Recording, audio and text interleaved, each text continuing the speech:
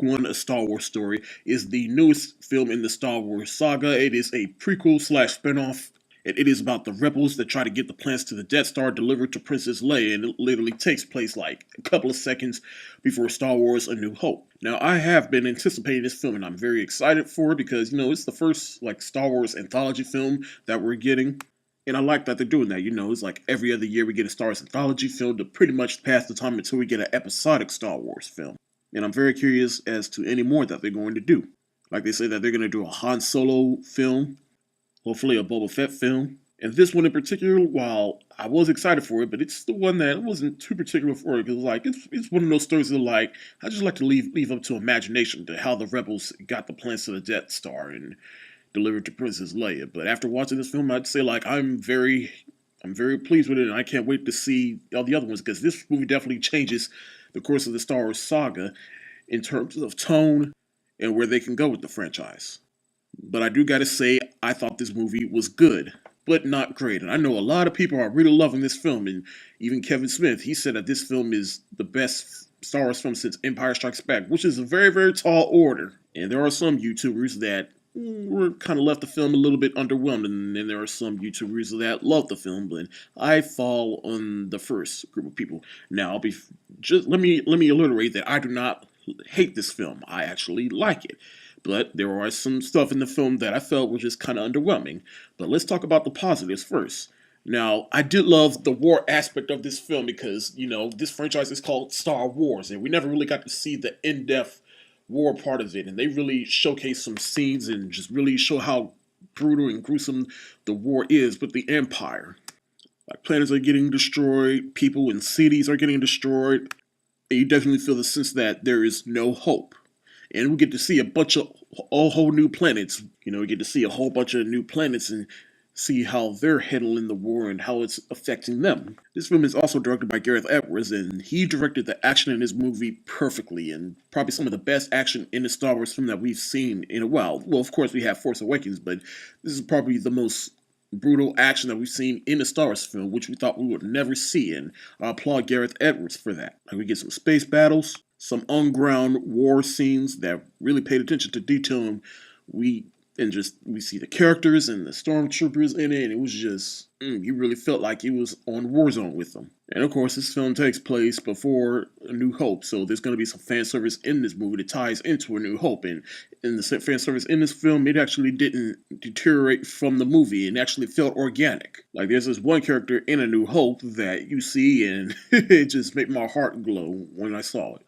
Now let's talk about the characters. Now, there are a bunch of new characters in this movie, like Jyn Erso and her father Galen Erso. Galen Erso, he's ultimately the one that built the Death Star, and then he gets taken away, and then Jyn Erso, she tries to find her father, and her father gives her away to find the plans to the Death Star. And so she releases Rebel Fleet to go get them. And Felicity Jones, she's real good at playing this character she had a childhood ripped away from her, and now she's just trying to survive and thinks that her father has forgotten about her.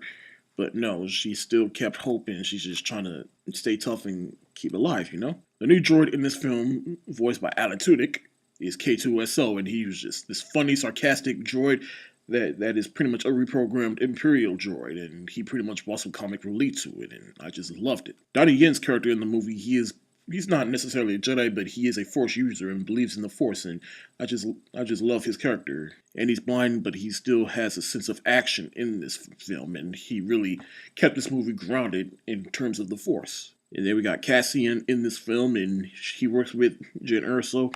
He's a rebel soldier, but we're not necessarily sure what his intentions are, because he does something that a rebel probably wouldn't have done. But then once you hear his backstory, you really feel for him, and just someone that has to make some of the wrong calls sometimes. But his intentions are still for the galaxy and the rebels. Then we also got Saw Gerrera, and he is a character from the Clone Wars series. Now, I have never watched the Clone Wars series, and I've heard that he's a character from it, and pretty much they brought him in this film to pretty much, hey, we still got characters in this from the Clone Wars to pretty much tie everything together, and I guess some fan service in this film. But Forrest Whitaker plays him, and he's pretty much the one that raised Jyn Erso after she got taken away from her parents. So he was pretty much the second father figure in her life, and then she also has to find him, and that will lead her to the next thing. Now, while there are some good characters in this film, but there are also some characters I just didn't really care for. Not that I didn't care for them, they just weren't that memorable, and this leads me into my negatives. The rest of the characters, mainly like the main crew that helps Jen Erso, is just you don't really know much of their backstory, and you just don't really feel for them. And I think that's mainly because they're not memorable, and I think most of the characters in this film, I'm sorry to say, I feel like the characters, they don't have a sense of urgency. Now, I feel like the characters from the original Star Wars movies, The Force Awakens, and even the prequels, I feel like those characters had a sense of urgency. And it's not just the characters that don't have a sense of urgency. I feel like the film as a whole, except for the third act, I love the third act, but I feel like everything else before that just didn't have a sense of urgency.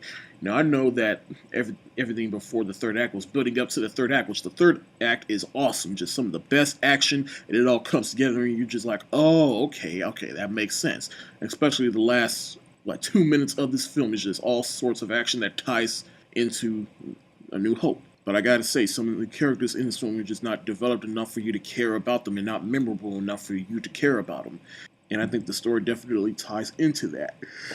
And there were some questionable CGI in this movie, like there's a slug creature that was questionably CGI, and then there's two other characters in the movie. While I did like them, but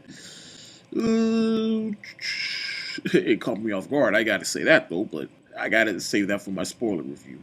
I think the other thing is this film also relies on you reading like books like Catalyst, because it ties into the Urso family, and then just watching the Clone Wars with Saw Gerrera, and I think that's the thing. Like, I feel like this movie should stand on its own without you knowing some pre-knowledge on any of the characters. In the end, I did like this film. The action was great. Gareth Edwards, I can't wait to see what he does next. I think this film definitely does a good job of tying into A New Hope, and it ties in so beautifully that after you watch the film, you immediately want to go home and watch A New Hope, which is definitely something I wanted to do. Even though the first and second act had a slow build-up and just didn't have a sense of urgency, I did feel that it was worth it in the end with the third act, because it definitely built to something that made the film worth it in the end. And this film definitely helped in expanding the universe, and seeing the rebels and seeing them in a new light and a new point of view. And definitely brought the war aspect to Star Wars, and seeing Star Wars in a new light. And also, I feel like this movie also did good in seeing, where can we go tone-wise with Star Wars, and really test where we can go with Star Wars. This film even justifies a flaw from the original Star Wars that we've all made fun of and pretty much questioned for decades upon decades, and this film definitely makes up for that. In the end, I'm going to give Rogue One: A Star Wars Story 4 stars for worth money. Thank you so much for watching, and if you like what you hear, go ahead and hit that thumbs up button. And if you want to see more, check out my channel. The link's in the description below. And be sure to check me out on Facebook, Twitter, Tumblr, Instagram, Movie Pilot, and Periscope. Peace.